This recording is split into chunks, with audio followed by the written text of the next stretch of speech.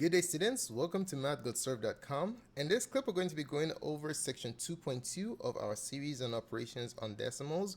We're going to be taking a look at how to add decimals and also carry out the same process by using the properties of addition. A sample of what we're going to be taking a look at in this tutorial is given here, where you're adding 2.05 and 0.43 vertically and by using the properties of addition. Don't forget, we have practice problems at the end of this tutorial for you to try out in order to demonstrate mastery of the contents of this presentation. To gain access to our wide variety of courses ranging from arithmetic all the way to calc, take a look at mathgotserved.com. Alright, so the instructions for the examples that we're going to be working on are as follows. We're to add the given decimals vertically and then verify our answers by adding with the properties of addition. Okay, so let's take a look at the first question. What if we were to find the sum of 3.07 and 0.12? So don't forget, addition and sum mean exactly the same thing. Okay, all right, so this is the question right here. What is the sum of these two decimals?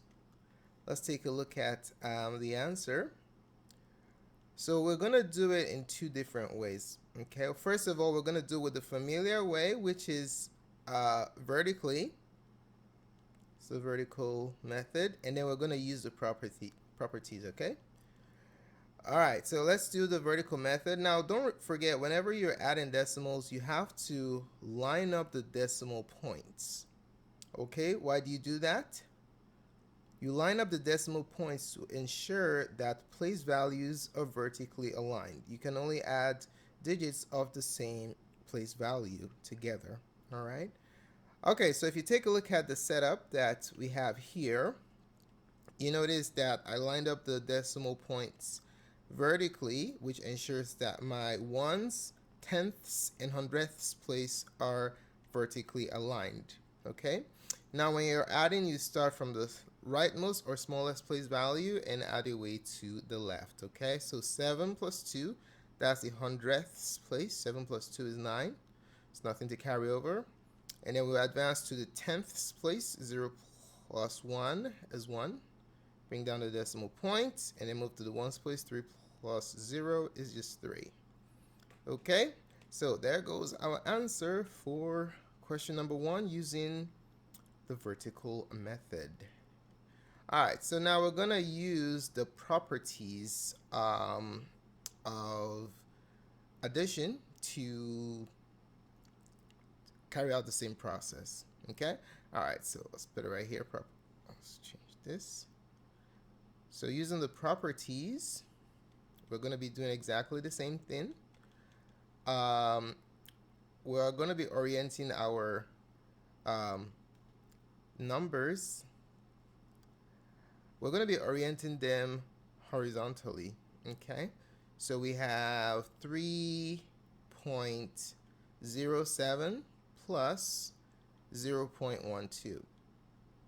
All right, so first things first, we're going to break down or decompose the numbers into whole numbers and decimals. Okay, the whole number part and then the fractional. So 3.07, we can break it up into 3 plus 0.07. Okay, and then 0.12, we can break it up into the whole number part is just 0 plus we don't have to put the 0 there, just plus 0.12 since it doesn't have any whole number. Okay, so what did we just do? We just broke it down. You can say decompose or break down. So let's say break down.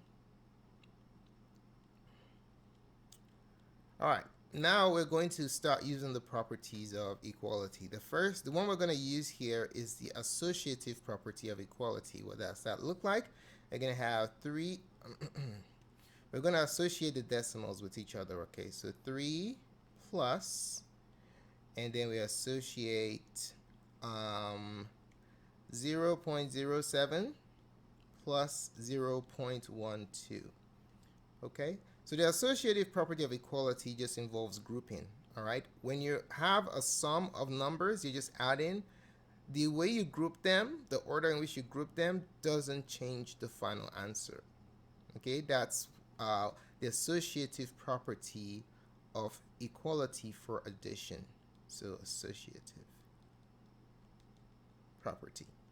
Okay, so we have these two associated with each other, which means that's the operation we're going to carry out next, since we already grouped them using the associative property of equality.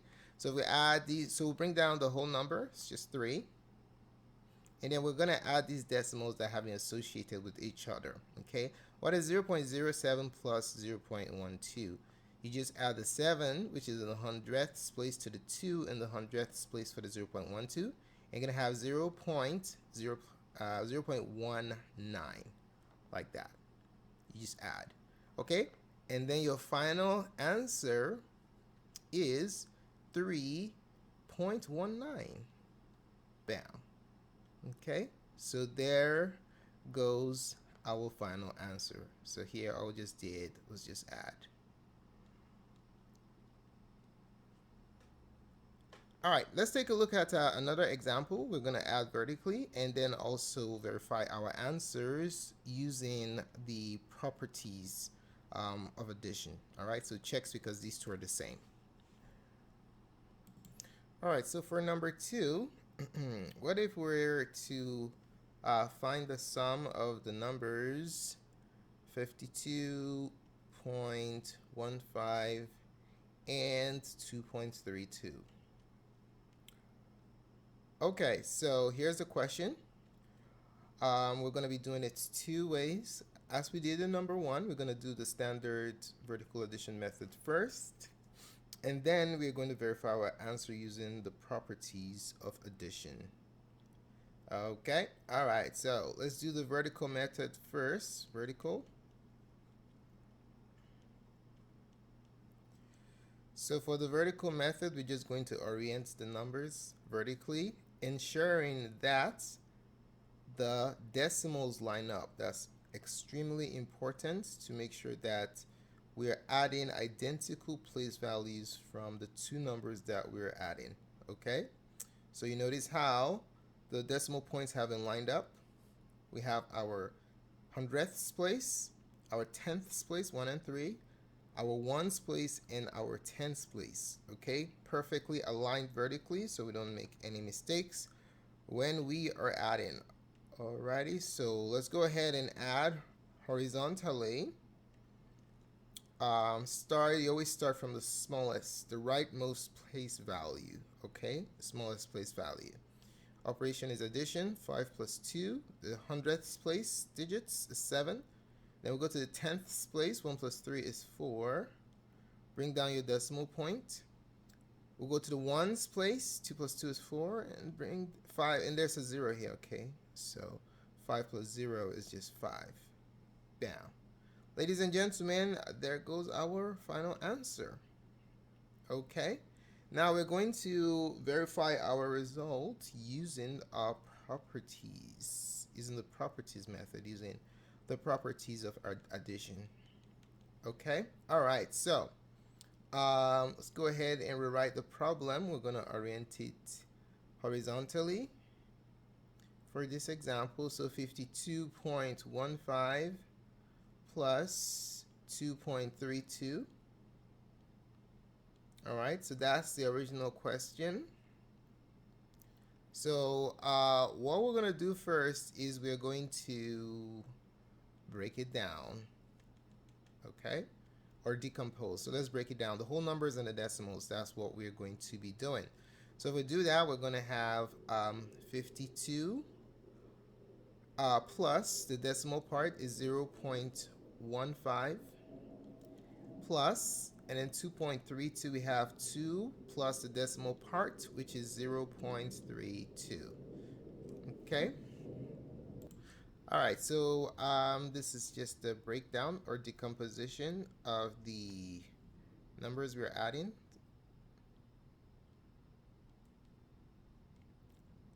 All right, so now we are going to go ahead and use the commutative property of addition. Okay, so let's go ahead and apply the commutative property, and then we're going to talk about what that means. Okay, so I'm going to commute the numbers in a way where I have the whole numbers next to each other. So 52 plus 2. Okay, the 2 took a trip over here, and then plus the decimals, we have 0.15 plus 0.32. Okay, so let's write down what property this is. This is called the commutative property. Commutative.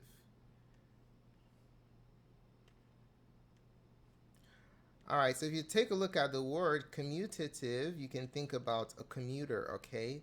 What does a commuter do? A commuter is someone that moves from one place to another. So that's basically what we're doing here. When you apply the commutative property, you're moving your the numbers you're adding, the add-ins, you're switching the order of addition, okay?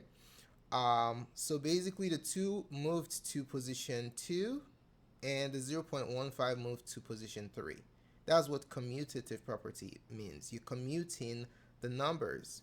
So whenever you're adding a bunch of numbers together, you can switch the position of the numbers that you're adding without changing the final answer. Okay, so that is basically what commutative property is. So let's just illustrate. So if you have a plus b plus c, you see the order here, you have a, b, c, you can switch the order. So you can move c here and b over there. It's the same thing as a plus c plus b. You get exactly the same answer. All right, so we commuted 2 to go with the 52 because they're whole numbers, and then we move 0.15 to 0.32 since they're the decimals. Okay, they're the fractions.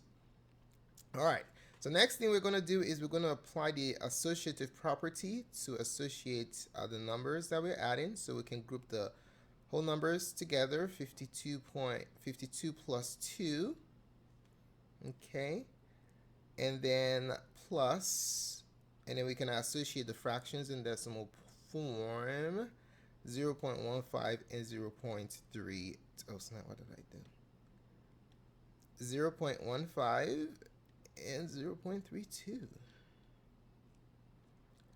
Remember, the associative property of addition basically states that it doesn't matter how you group the numbers you're adding together, you still get the same answer. Okay, all right, so we have these two grouped together, the whole number and the decimals. What property is this? This is called the associative. Associative is association or grouping with parentheses. All right, okay, so let's go ahead and add it all up. The whole number part, 52 plus 2 is 54, plus the fractional part in decimal form, 0.15 and 32 is 0.47. All right, and then we just add to get our final answer. Okay, when we add these two numbers together, we're going to end up with 54.47. Ladies and gentlemen, that's the final answer using properties of addition, and we can clearly see that they're the same, so our answer is correct. All right, ladies and gentlemen, it is now your turn to do some practice problems. Okay, so here are your 2 practice problems. Okay, so instructions are the same as the examples we just went over. You have to add these numbers vertically first and then verify your answers using properties of addition. Go ahead and pause this video presentation at this time. Try out these 2 problems. When you're done, initiate the playback to reveal what the correct answers are. Alrighty, ladies and gentlemen, here is your answers to question 1 and 2. Go ahead and check your work. Make sure you have it correct.